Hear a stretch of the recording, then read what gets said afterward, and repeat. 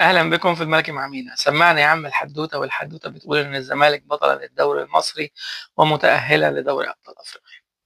الحمد لله والشكر لله، وتوفيق من عند ربنا، وكل الفضل يعود بعد ربنا لجمهور نادي الزمالك العظيم. الناس اللي بتروح تشجع وتعمل دخلات محترمة وبيشجعوا بكل قوتهم طول الماتش، عاملين أداء أكتر من رائع في لقاء النهاردة. كمان رقم 2 جون إدوارد الراجل صاحب التجربة القوية واللي اتحدى بيها الصعاب كتيرة جدا، الراجل اللي اتوعد بكتير وما خدش غير حاجات قليلة جدا، ومع ذلك بشيء من الانضباط والعدالة والحرفية، لأنه راجل صنايعي في الحتة دي خلينا نقول، قدر يوصل سفينة الزمالك لبر الأمان. الزمالك بطل الدوري، كنا على بعد ضربة جزاء واحدة كمان وكنا خدنا الكونفدرالية، ولكن كله فضل من عند ربنا والحمد لله على كل حال. يجي الرقم 3 كابتن معتمد جمال، الراجل اللي تحمل نقد كبير جدا، وفي الكونفدرالية واضح ان هو كان مظلوم، كان بيحاول يخلي الفرقة تطلع لقدام، بس ما اعرفش اللعيبة خافت ليه بالشكل ده.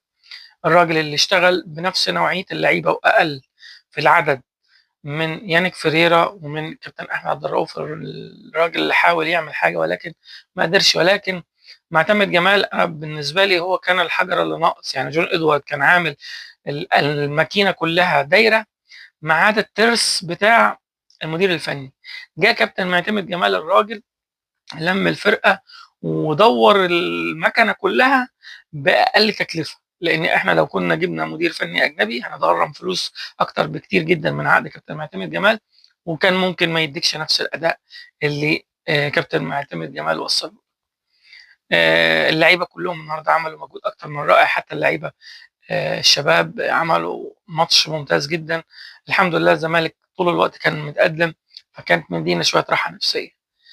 الزمالك لازم رجال الأعمال دلوقتي وكل القائمين على الزمالك يحاولوا يوفروا يعني مداخيل قوية لنادي الزمالك. الزمالك عليه تقريبا قضايا من حوالي 5 6 مليون دولار، على الأقل لازم يبقى في 3 مليون دولار تاني زيادة علشان جون إدوارد يقدر يتحرك في الصفقات، والراجل بيجيب صفقات سوبر وبياخدوا رواتب قليلة. يعني جون خوان بيزيرا بياخد حوالي 350 ألف دولار، عودية دباغ نفس الموضوع، شيكو بنزا نفس الموضوع. هو جاب لك نوعيات لعيبة تعتبر فرز أول وبياخدوا مبالغ اقل بكتير جدا من اللعيبه اللي في الانديه الثانيه. 300 الف دولار او 350 الف دولار بتتكلم في حوالي 20 مليون جنيه مصري يعني، وده مبلغ قليل جدا في ظل ان في لعيبه بتاخد بال 100 وال 120 مليون. فالراجل يعني